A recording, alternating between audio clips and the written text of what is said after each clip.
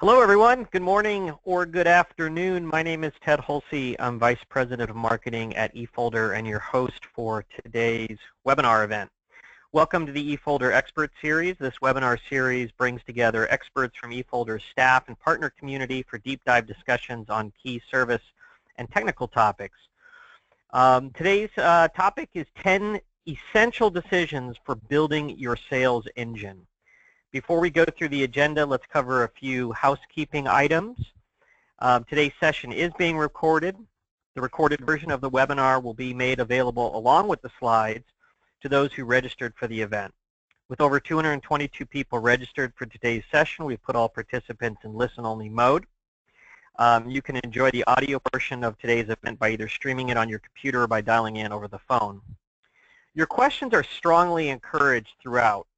We have planned a special Q&A and discussion section at the end of today's webinar, but you may submit your questions as we go along and we'll try to address them on the fly. Before I go through the agenda, let's just, I'm going to introduce myself a little bit further and just share a little bit about why I'm qualified to weigh in on today's topic. My official title here at eFolder is Vice President of Marketing. I also manage, however, a portion of our quota-carrying sales team. I manage what you might call kind of the top of the funnel. We call them sales development reps. Sometimes you see these roles called business development reps, but it's the members of our sales team. There's about 8 or 9 of these folks who they basically call on leads. They do prospecting. They reach out to MSPs who have talked to us in the past and maybe have gone cold. And so it's kind of what we consider kind of the top of the funnel type operation in terms of recruiting MSPs. So we call that the sales development team, and they report into me as well. And I've been managing that team for coming on about a year now. I also, have been in the channel for, nearly 20 years, and I've worked at other channel companies that have really gone deep in terms of helping partners develop selling and marketing capabilities. I was at SonicWall for 6 years and finished up as Director of Channel Marketing there, and have now been with eFolder for 5 years. And so really, in today's discussion, I'm going to be sharing with you information that I've gathered from talking to literally dozens or scores or even hundreds of partners about their successes and failures on the sales front. Building a sales engine is probably one of the most challenging parts of running an MSP business. It's a critical, mastering it is a really critical for partners to get to a level of growth where you're generating substantial value in your business. You've really got to build a sales engine. You've really got to build an operation and a process in MSP business where if you just didn't come in to work for a day or a week or a month, the sales would continue to flow in. The prospects would be contacted, the accounts would be managed, and new revenue would be coming in the door, even if you as the business owner or CEO or president weren't really the one picking up the phone and making things happen. It's a topic I have a lot of passion around because I really think it's one of the areas where most partners we talk to have the most opportunity for improvement. So let's talk about kind of the agenda. We're going to keep it pretty simple. I really want your questions, so please, I'm going to be monitoring the Q&A log here as we go. Let me grab that and pop it out so I've got it here handy. Really, I encourage you to ask questions as we go along, and certainly during the Q&A section. But I'm going to walk through what I consider the 10 essential decisions that you as a business owner need to make in order to building a sales engine. And then I'm going to address your questions as we go, and we hopefully will have a good discussion that's generated by your questions. And one of the things I'm going to do in today's webinar is really make this kind of first person in the sense that these are decisions that you as the business owner need to make. I use the term I mean, some of you may be in businesses where you're the partner, one of several partners who partially own the business. But most MSPs, own the firm lock, stock, and barrel, and it's really emotionally a decision you need to make that you want to build a sales engine in your MSP practice and really make the changes both from a process perspective, procedure perspective, personnel perspective, and emotional perspective as a business owner to drive change in your business. And I use the word emotion because a lot of this is an emotional topic. Most MSP business owners I've met in my day, they don't like salespeople. They don't like being sold to. They don't like talking to salespeople. They don't necessarily, kind of meld well with sales-type personalities. And that just is what it is. And so what you've got to get comfortable with is that it takes all different kinds of people to build a successful franchise and build a successful operation.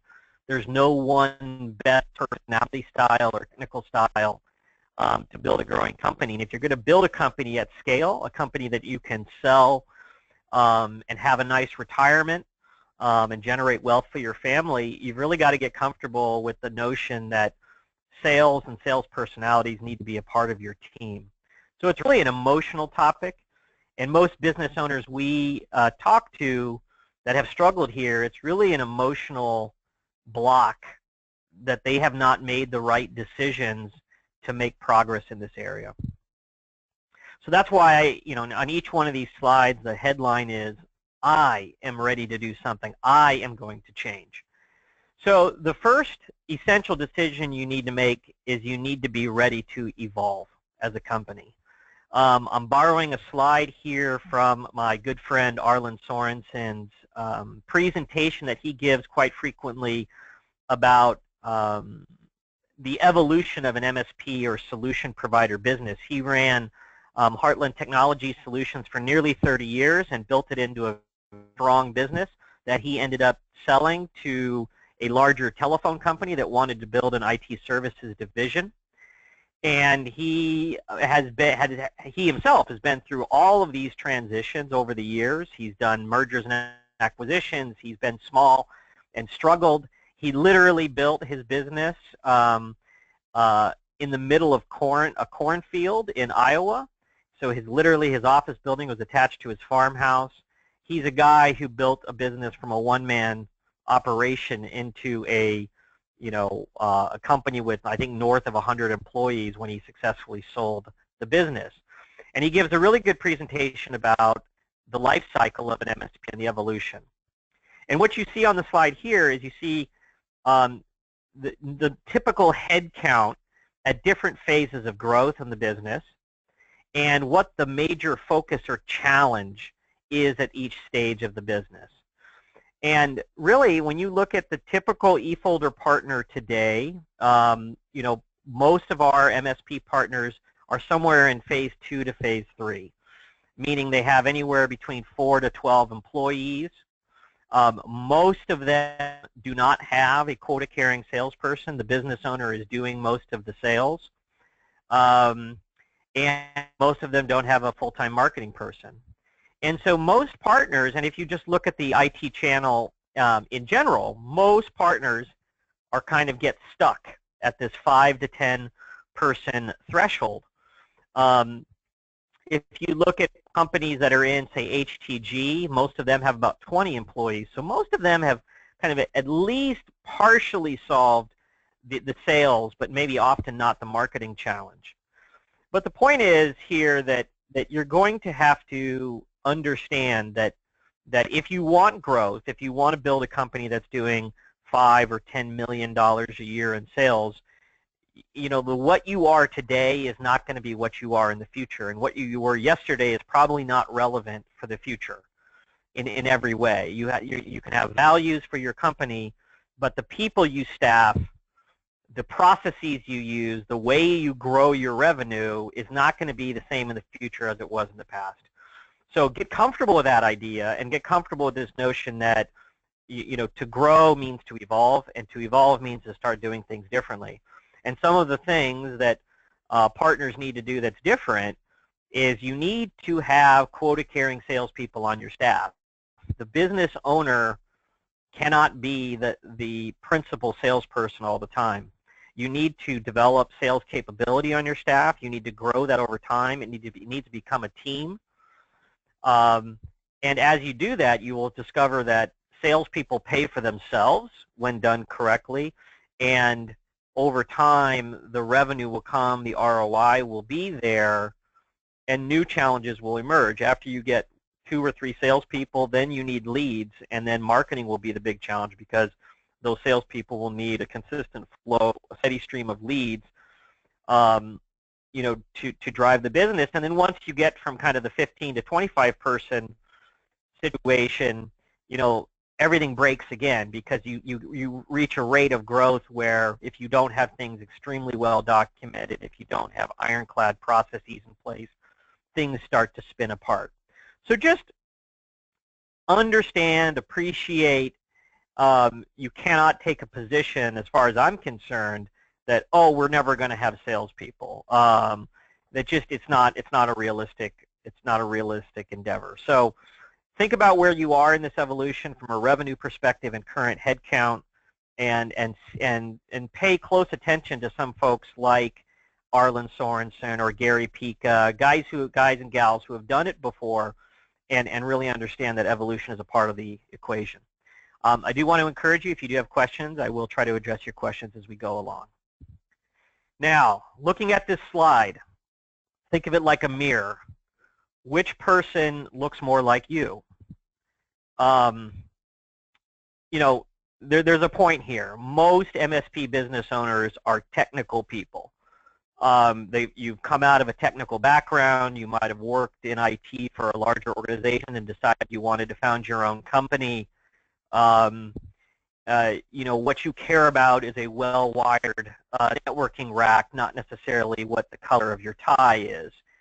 So just understand who you are. Part of making progress in this area is to really have a deeper understanding of exactly who you are, what makes you tick, what excites you, because we all work on what excites us. And when you talk to a lot of partners about the level of procrastination on the sales front, it's obvious why that happens. Many of the folks on the call today, you're probably on peer groups, or you've thought about joining a peer group, or you might be on a peer group, and you really have not made a ton of progress necessarily on the sales front. And why is that? Why is the sales stuff always the last thing you get to when you're exhausted at the end of the day, when you've worked a weekend because of a big client migration or a crisis? Why is it that sales always slips down the list? It's because you're not wired for sales. You don't enjoy the same things that, well, Sales Pro enjoys. And just part of making the transition here is just to understand that not everybody in an organization needs to be a clone of each other. You need a diversity of personalities and styles. As you grow, the range of personalities that are going to make you successful is going to evolve. And just get comfortable with that idea, and get comfortable with part of this is having that deeper self-knowledge, but also acknowledging that there are skills and styles that you don't have that you need to appreciate in other people because they're very valuable and they can help you grow and build a very successful business. And to not be too judgmental of those people who are different than you. It's very important to acknowledge, what's the salesperson going to think of the technical person in terms of introversion versus extroversion, in terms of what they like to do. And as a business leader, you have to appreciate the differences, not be one of the people who's perpetuating stereotypes and negative attitudes about people who are different and have different work styles. So learn to love sales and learn to love your sales team and your sales style. I mean, I will admit, 20 years here in my career, I've evolved quite a bit. I firmly believe the adage that we are all in sales. I totally agree with that, and you want to build a culture in your organization that is about selling and serving, and that everybody can have a role to play in serving clients and growing revenues and finding new ways to get business in the door. But on the other hand, it's also bearing and understanding the the different personality types out there, and appreciate the differences. And I certainly have in my career come to appreciate the outstanding culture, for instance, we had at Sonic Wall, and the outstanding sales culture we're building here at eFolder. Okay, the next point here is my role is to lead and not do everything. Okay, I mean the point here should be fairly obvious from the visual, but the point is you're going to have to wear a lot of different hats as your company grows. That's healthy. You're an entrepreneur. That's healthy, but over time, you need to know when to be wearing each hat, and you need to be wearing them one at a time, if at all possible.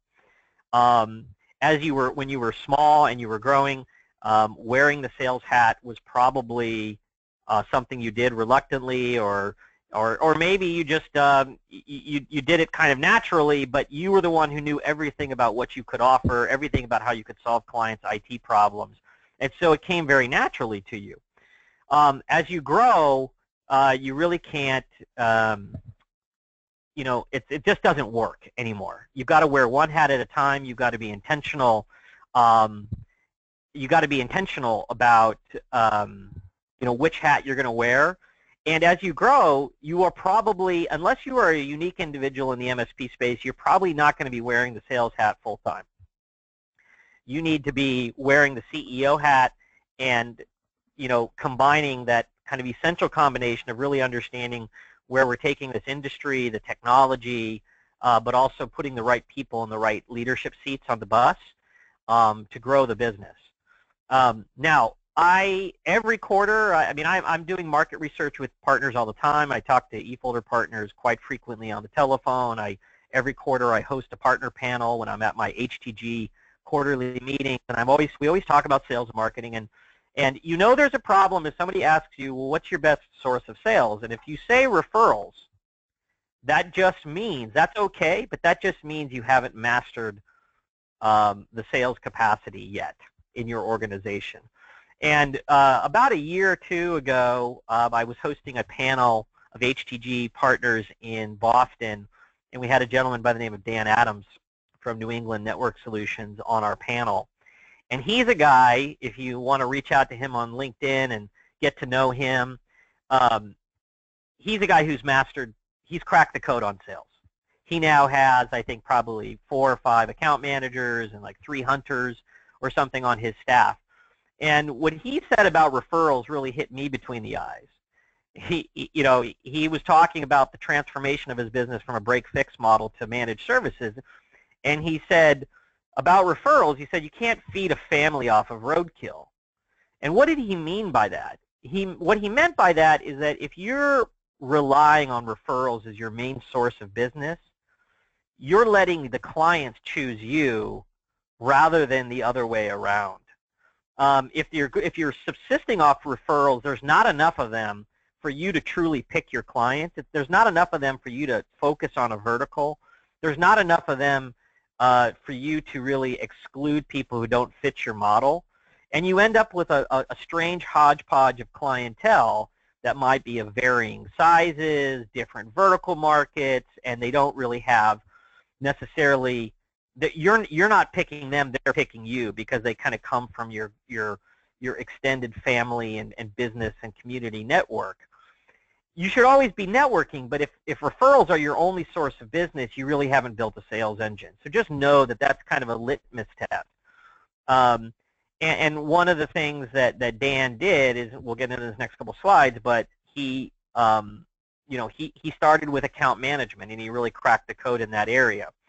But the point here is there's a couple key takeaways here. Referrals are not a sustainable growth model. If you want to be growing your company at 10 to 20% year over year on the top line, which is a true growth type organization, you can't do it through referrals. And you can't do it by doing it all yourself. Yes, there's some best practices around principal-led selling. And that's valuable when you're small, and it's valuable when you're dealing with kind of the largest, most sophisticated clients, especially from a kind of relationship management perspective. But you need to start hiring people. If you want to read a blog that I've written on the topic, it's entitled "Stop Selling, Start Hiring," and it's all about you can't keep wearing all these hats and do an effective job. You actually need to hire in sales talent and crack the code there. Okay, now one of the key things here is that when I talk to MSP business owners all the time, you know, there's always, oh man, there's war stories about all the bad hires people have made over the years. And in all the, and some of them are funny stories. There's some humor and some levity in the whole thing because it's such a depressing topic, having to hire and fire people repeatedly. But one thing that jumps out that's common is most MSP business owners think the secret to getting building a sales engine is making that first magical hire, and that is not the case. You need to succeed on the sales front in spite of having a Superman or not, or Superwoman in that first sales role. So many people think it's about just getting that perfect pitch and hitting the ball out of the park and finding that perfect person.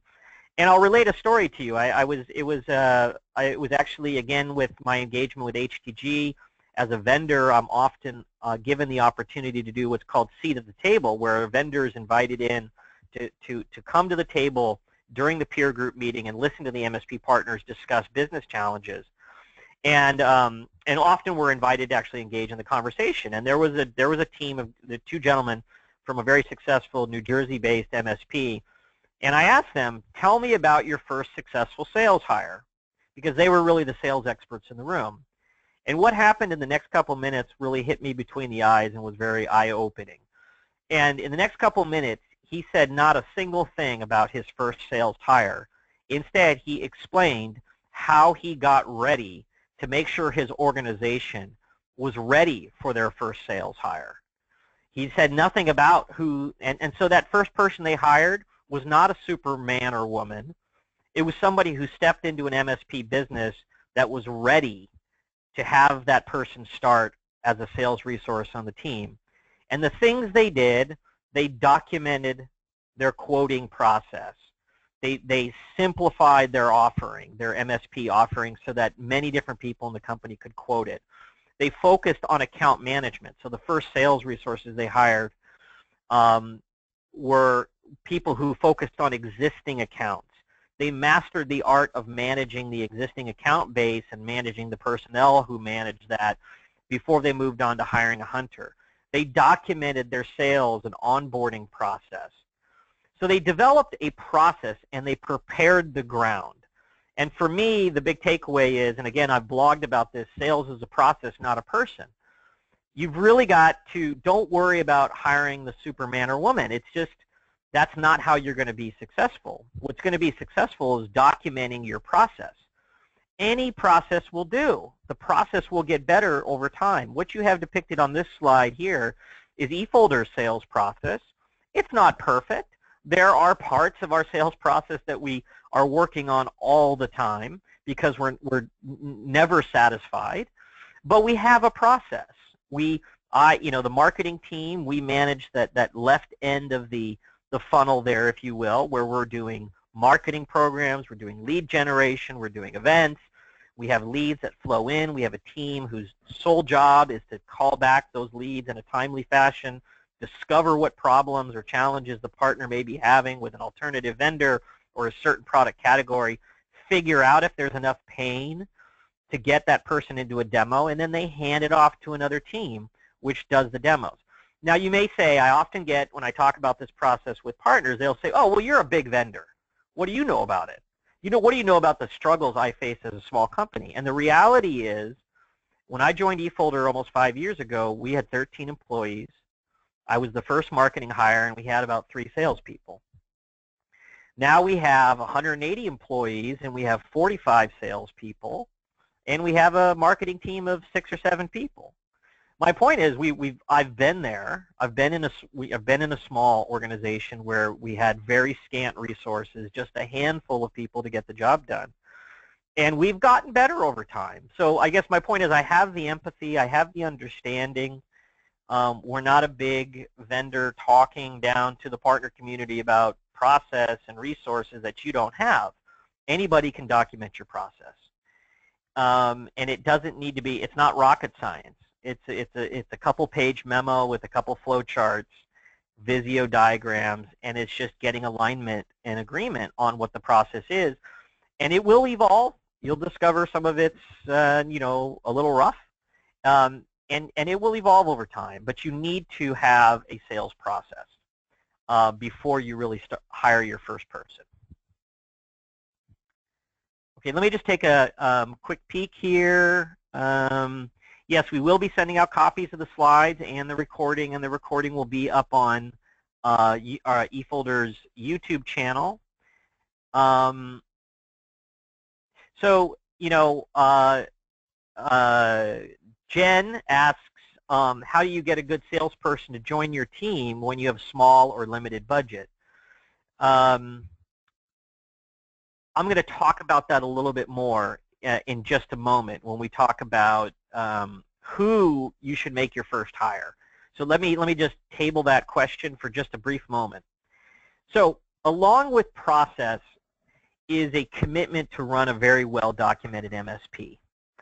What you see in front of you is the actual kind of quotation framework or a summary of one of the managed services offerings of a really successful MSP from the Midwest. I had the pleasure of seeing them speak, well, it's almost 4 years ago now, and I kept all of the documentation they handed out because it was so informative. You know, just about how they quote different managed services offerings.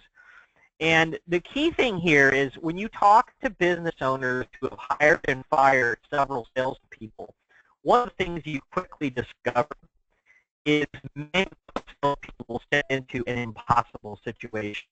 They'll step into a business that might be 10 or 20 years old, and everything is up in the business owner's head. They're the only ones who can properly quote a client. There's all sorts of nuances and little strategies and details, and really what you end up with is you know, one or maybe even two people, but usually it is one person, and they're the only ones who can do a proper quote. Nothing's written down. There's not a price book. There's not like the proper sales and marketing materials. And proper, I just mean a handful of sales and marketing materials that talk about your MSP offering. And how does a salesperson succeed in that sort of environment? They cannot, period. And again, it's not about perfection in the beginning. It's about acknowledging that you will not hire a salesperson, a sales professional who will succeed if they've got to go through you for every little last question in detail. Everything's up in your head. Nothing's documented. So I'm an expert on what I would say needs to be documented on the sales and marketing front in most MSPs. I'm not an expert on standard operating procedures and SOP and what needs to happen with IT glue and those other tools. You can turn to Carl Palachuk for that and that sort of thing. But it's a habit, either on the technical side or the sales and marketing side. Document things and take stuff out of your head and get it written down on paper, get it put into your tools like a quoting tool like QuoteWorks or Quozal. Get it standardized.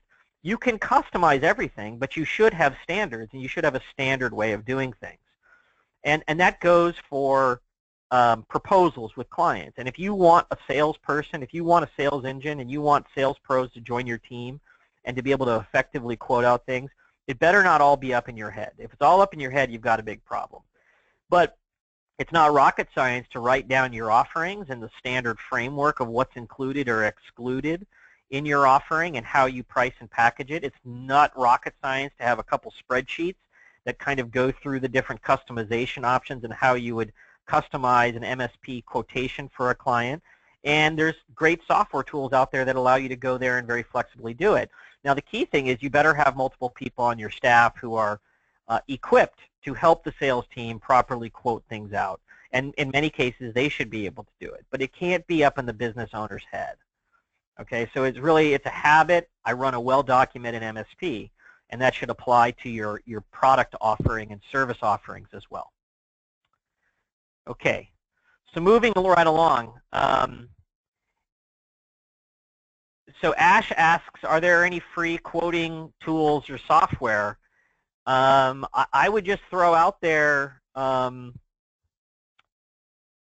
Microsoft Word and Microsoft Excel.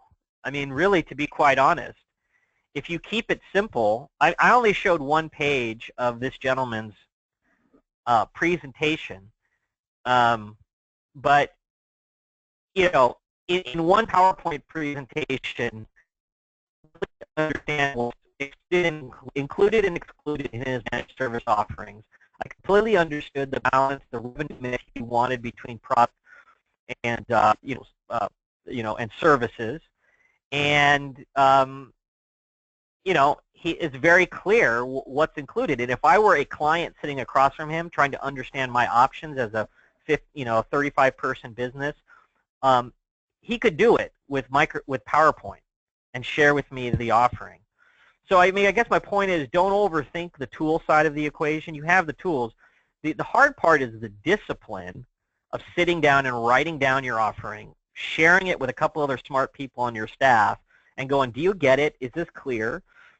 Sharing it with a couple friendly clients or existing clients, and just go, hey, I'm just trying to sharpen our pencil here a little bit on our offering. So don't overthink it. But there are great quoting tools out there, and they're not that expensive. David offers a little piece of advice here in the Q&A log that ASCII does have some quoting tools available for members.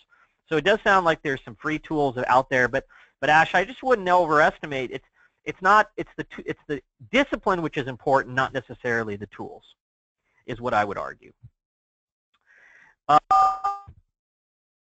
Okay. So Jen wanted to know, how do you get that first salesperson hired? And my point would be, start with farming. And what do I mean by that? I mean, it's hiring somebody whose job it is to farm the installed base of existing accounts. Farm your base. There are enormous business opportunities pent up in your installed base. There are clients out there who have dissatisfied users, looming security challenges, dissatisfied leaders and business owners, huge productivity problems where their IT is not optimized for their workflow. And if you're not engaging with your clients at those levels, you're just skating across the surface. You're not digging in deep. You're not fully mining the revenue opportunity that you can find in your existing accounts. And the simple, if we just go back to the image of the guy wearing the multiple hats, doing account management takes time. Setting up, just think about how much work it is just to get your clients to meet with you on a quarterly or a monthly basis, depending on their size, or even twice yearly. There's back and forth phone calls. There's chasing down important, busy business owners. There's emails back and forth. There's phone tag and voicemails and everything else. And it's enough to make you pull your hair out. And when I sat in on that HTG meeting where the business owner was talking about doing everything himself, and he was going to go hire a hunter because he had the account management stuff all buttoned up himself, I was thinking to myself, you're crazy. You're supposed to be running your company. You're not supposed to be being an account manager full-time. And being an account manager full-time it's a full-time job. If you have 30 or more clients, you have enough business.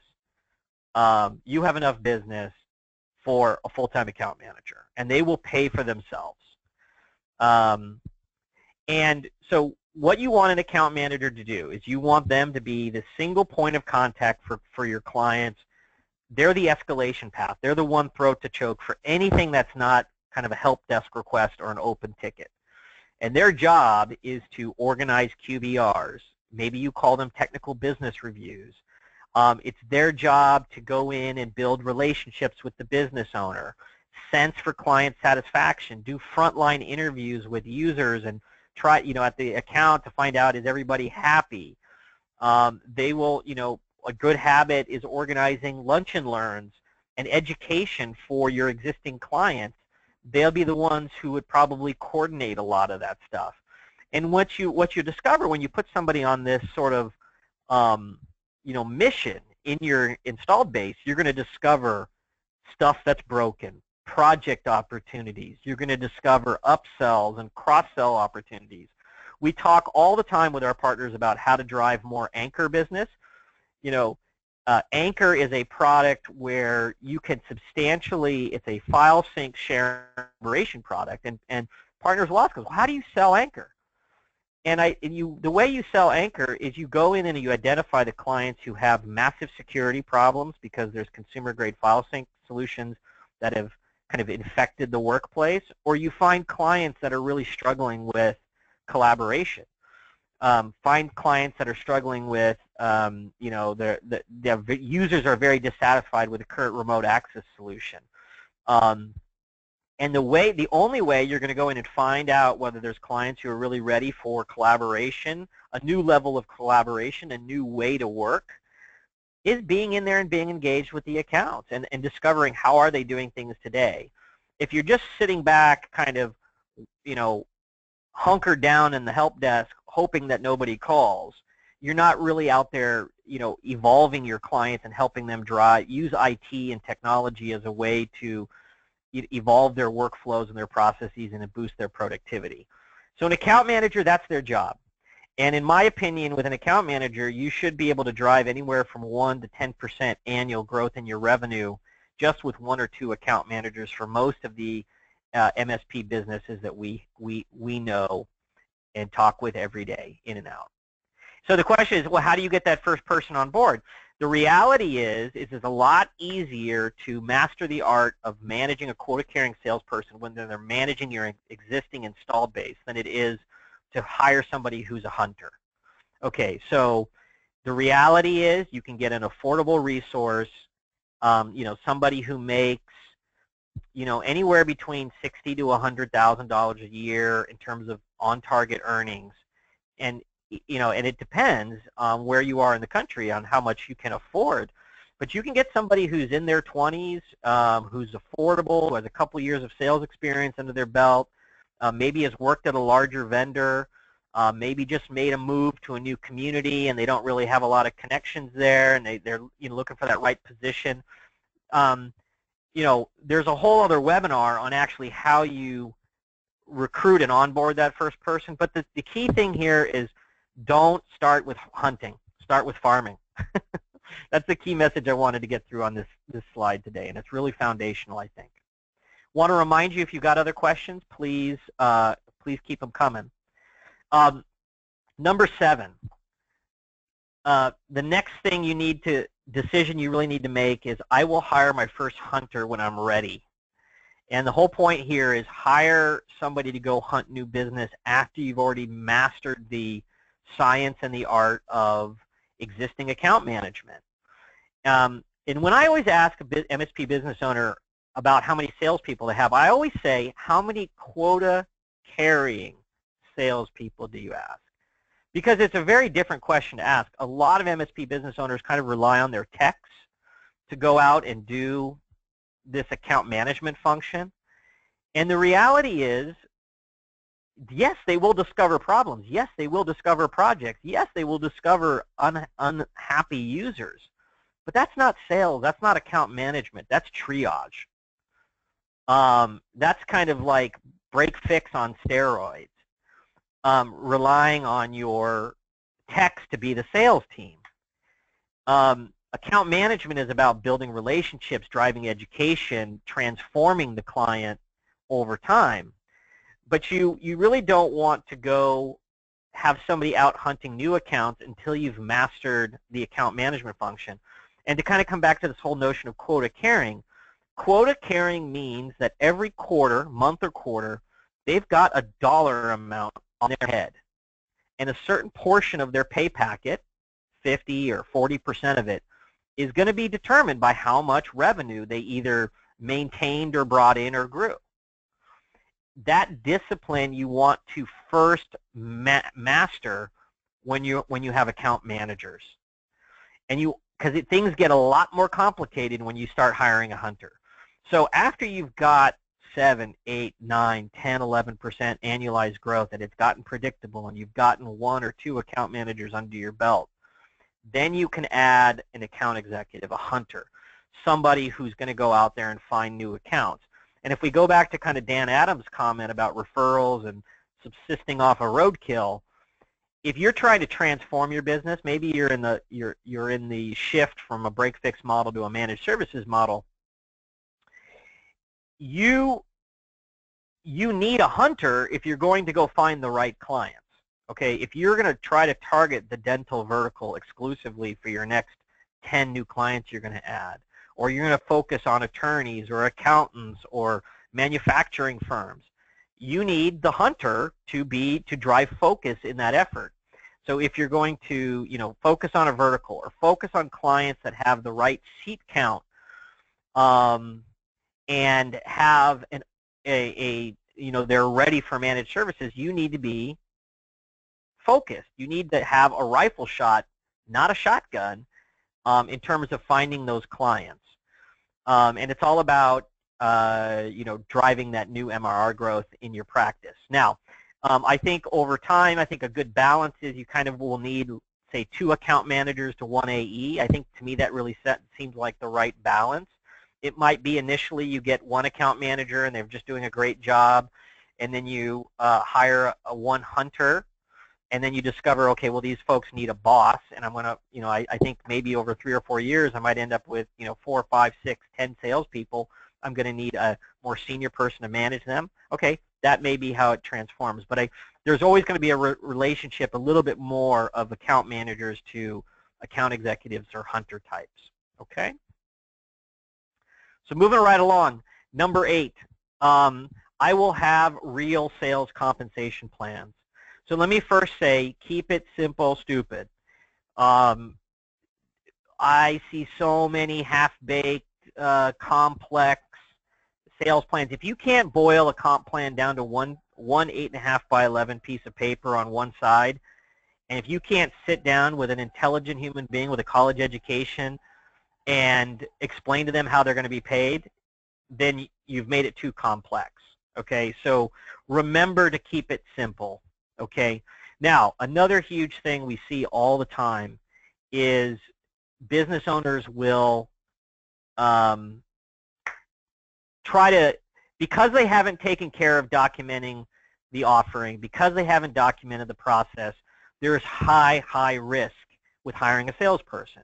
You're not ready, you're probably going to fail, and so why burn a bunch of salary dollars on a failed effort? But that is the worst thinking. You can't have that thinking. You've got to back up, rewind things. You've got to document your offering. You've got to document your process. You've got to focus on account management first. And you've got to have a comp plan that is going to attract a true professional. Many business owners will hire somebody and put them on 100% at-risk commission program. So, hey, you eat what you kill, and and if you don't kill anything, you starve to death. Well, guess what? That person is not going to work for you very long, because there's going to be a ramp. There's going to be a learning cycle. They're probably going to have to fix everything you didn't document well enough the first time around, or the processes you haven't really thought through well enough. So there's going to be a ramp, and to foist starvation on that person and think that that's going to work is really crazy. So, only a desperate, unqualified person would take you up on that opportunity. And so that's what you'll get, is you'll get people who are washouts from other companies and other industries who are willing to take any potential job on a flyer, and they will fail, and they are not the kind of person you want at a job. So what you want to do is you want to have a real compensation program that is either a 50-50 or a 60-40 plan, meaning 50% of it is base salary. That's the stuff that pays the rent, and make sure that they have a certain standard of living while they take on this risky proposition of coming and working for you. And it's really, it's an investment you're making, but I guarantee you, if you're able to clock, 5 to 10% revenue growth out of hiring an account manager, that person's going to be paying for themselves in no time. And so you really want to have compensation programs that half of their targeted earnings in a year are given as salary and are guaranteed, and the other half is at risk either on a monthly or a quarterly basis, and there's a way you measure that, and that's their quota. And if they're at 90% of quota, they make 90% of the at-risk component for that period of time. If they're at 110%, they're going to get 110% more if there's an accelerator in there of getting above 100%. But you basically want to put together a realistic comp plan that has most people at 100% of plan. And you don't want this kind of crazy 100% at risk thing, because it simply will not work. And then, of course, in the MSP business today, you really want to gear the compensation program around MRR maintenance or MRR growth. And, not surprisingly, eFolder as a vendor, that's how we pay our salespeople. The guys who work on my team actually get paid on setting up valid appointments. But the next kind of tier in the process, they get paid on booking new MRR. And they get kind of, think of it like, our territory managers, our account executives, our hunters, if you will. They get, call it 120% or 140% of the first month's MRR. So if a partner commits to $1,000 a month, that salesperson will get in that month, say, $1,400 in variable compensation. And they're on a 50-50 plan. So they get kind of like 1.5 times the new MRR they generate. And then account managers, they're looking to try to grow our base like 15% a year. And so every quarter, that's a certain amount of MRR growth per quarter. So that's how we do it. But in your business, it just takes a little bit of Excel work to come up with a plan that matches your overall plan. Now, that comes to this other point, which is you've got to have your own annual operating plan and sales budget. You need to have a revenue plan, and every dollar in that revenue plan is either coming from existing accounts or from new accounts, or growth from your existing accounts, and it all must be owned by somebody on the team. So, as an example, if you have one account manager, their quota should be driven by what is the quarterly number you're looking to get out of your business to hit your annual plan.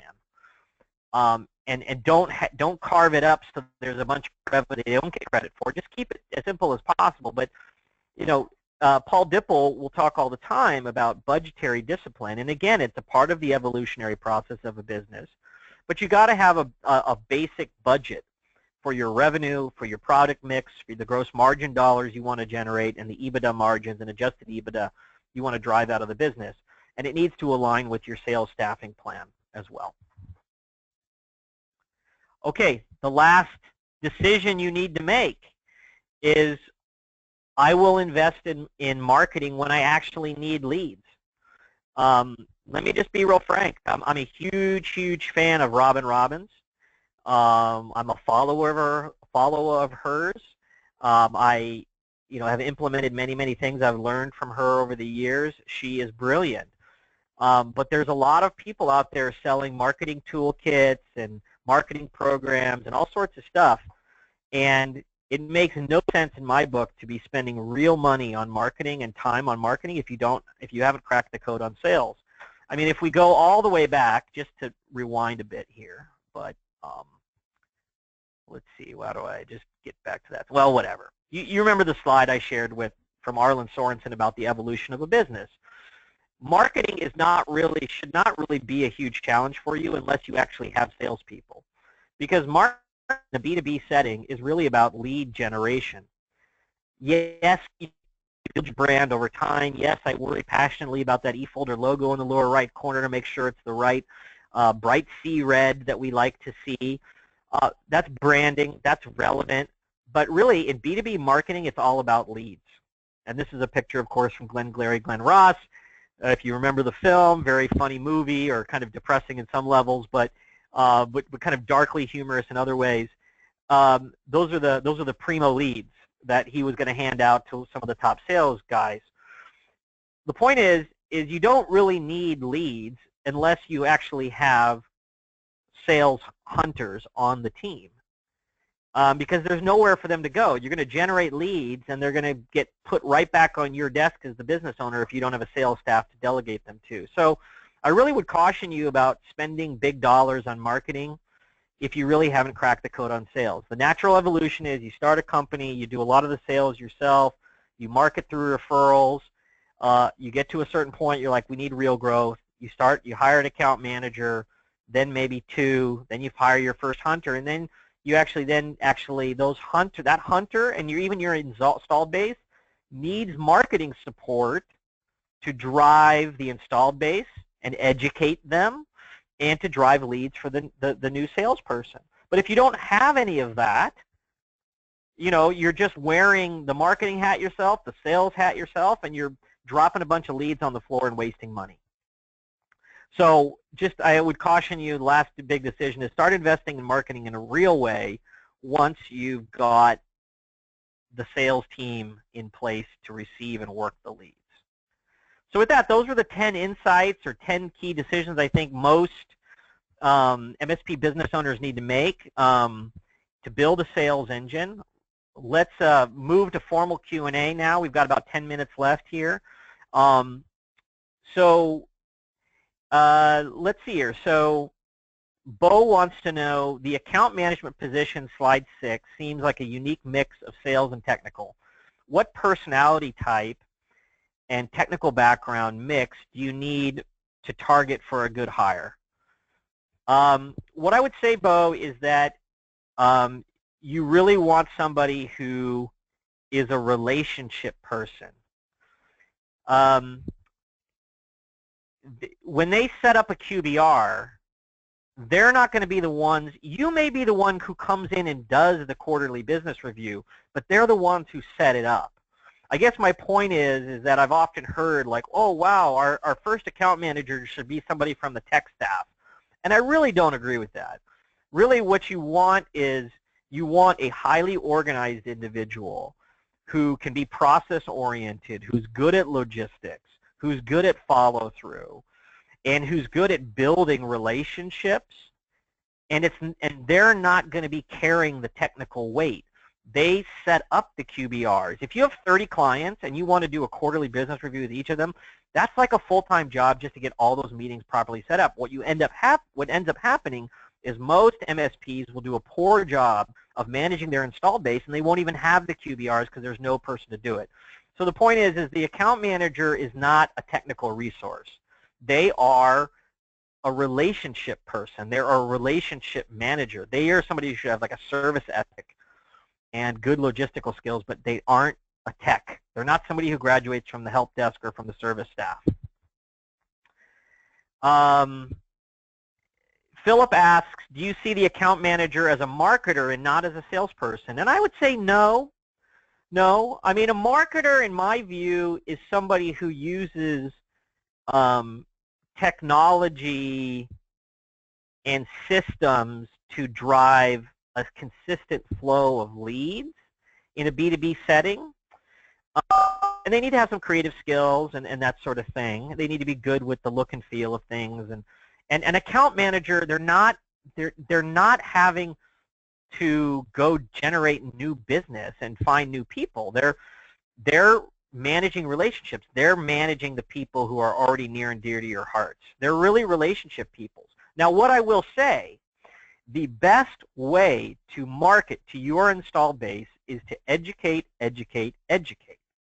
You have a wealth of knowledge in your own head and on your staff that you can use to educate your clients around technical trends, about security, about new styles of working and collaboration, about emerging technologies, how do you better use their mobile devices, learn more about Office 365. You know about all these things, and the best way to deepen your relationship with your existing clients and give your account manager a consistent stream of stuff to go talk to your installed base about is to do education. Do lunch and learns at your office. Go out and do on-site lunch and learns for your larger clients. Do lunch and learns and invite a mix of new accounts, prospect accounts, and existing accounts to a lunch and learn. Do webinars. Do recorded videos. Anyway, but most of that stuff, your account manager is not going to be the one producing that content. Again, they're going to be coordinating it. All right, so Lee asks, lead generation from vendors is the front line for farming new customers. Our sales staff spend their time first on vendor leads. what is the lead generation processes to partners from eFolder?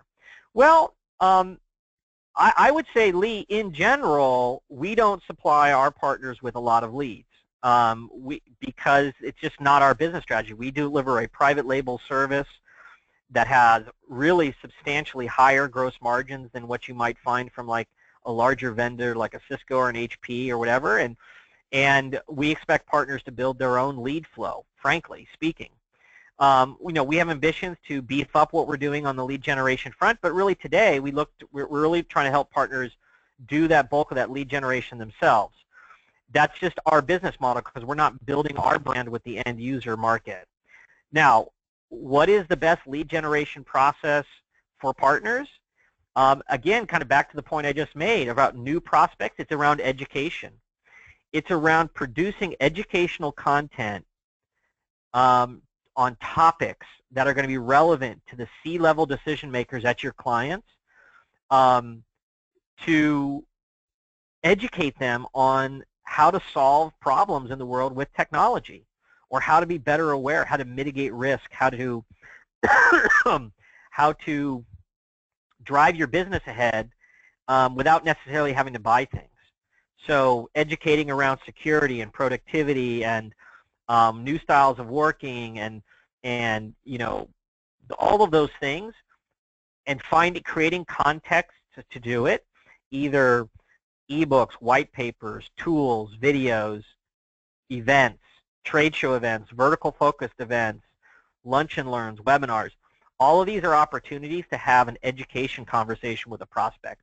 That's how you generate a consistent flow of new leads.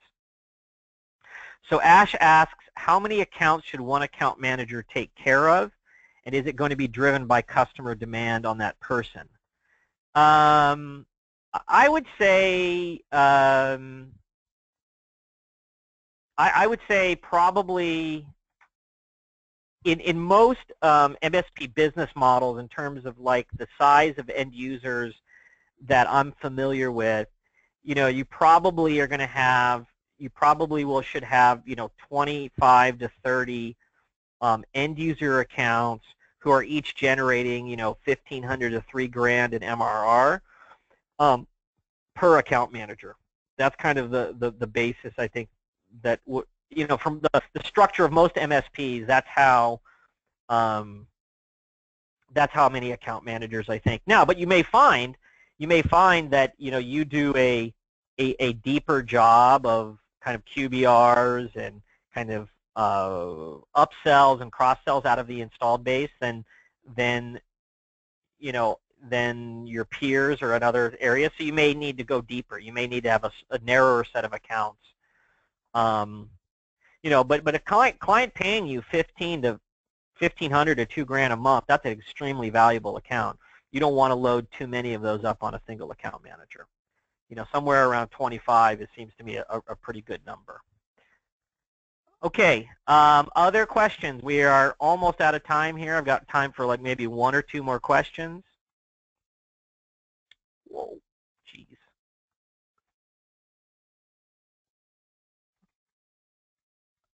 One or two more questions.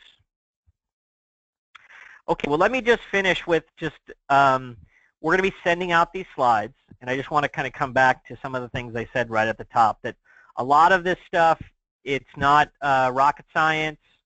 It's around kind of emotional decision-making and making some resolutions in your own business on how you're going to do things differently or better, and really getting through some of these roadblocks where you are ultimately the person who can make the decision to really change.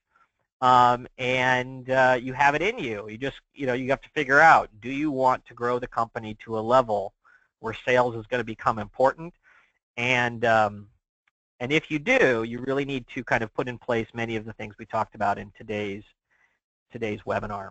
So I want to thank you for your attention. I hope it was helpful. Please reach out to me if you want to follow up on any of these topics, and do check out some of those blog posts I've written where I go a little bit deeper on some of these key topics. With that, I want to thank you for your attention and engagement today and the questions. This is Ted Holsey, Vice President of Marketing at eFolder, and signing off from another eFolder Expert Series webinar. Thanks, everybody. Take care.